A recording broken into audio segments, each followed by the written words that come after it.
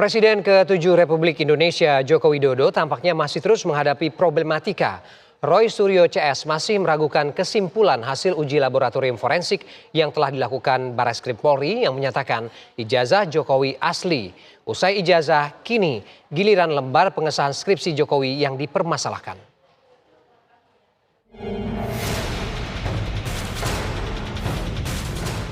Usai ijazah sarjana Jokowi dinyatakan asli oleh Barreskrim Polri, kini giliran lembar pengesahan skripsi Jokowi yang dipermasalahkan.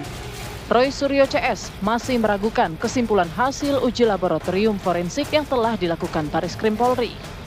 Dokumen yang diklaim sebagai ijazah Jokowi yang kemudian hasilnya dinyatakan identik. Artinya apa? Ada ketidakadilan dalam dua hal, proses dan substansi. Prosesnya tadi meloncat, substansinya kami tidak bisa meyakini.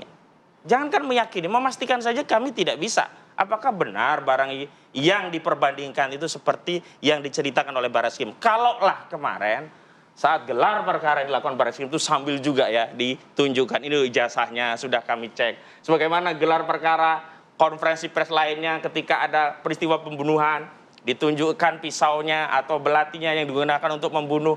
Kita mungkin agak kurang argumentasi atau tidak punya hujah untuk menyangkal itu. Lah ini kita tidak tahu barangnya. Ketika ditunjukkan barangnya juga fotokopi hanya di layar. Sehingga sampai hari ini bagaimana mungkin kami diminta untuk terikat. Bahkan yakin terhadap hasil sebuah proses yang kami tidak dilibatkan. Padahal proses itu kan berasal dari laporan Dumas dari TPUA. Ada yang menyampaikan kepada kita termasuk kepada saya langsung berulang-ulang. Ada dalang di balik ini.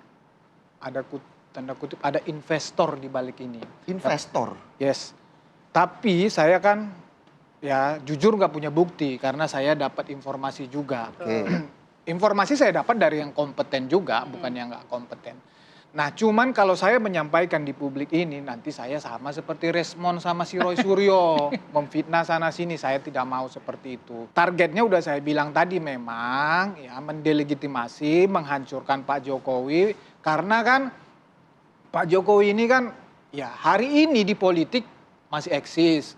Penerusnya masih ada. Kalau bisa ini semua selesai saat ini juga.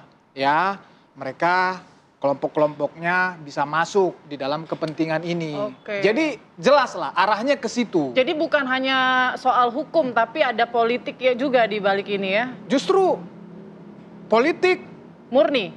Enggak, politik kepentingan bisnis. Di sini semua ini. Dalam minggu-minggu ke depan, tampaknya nama Presiden ke-7 Republik Indonesia Joko Widodo akan kembali disebut-sebut dalam episode drama jejak akademiknya. Jokowi pun mengatakan siap melayani mereka yang selalu menggugatnya. Tim TV One mengabarkan.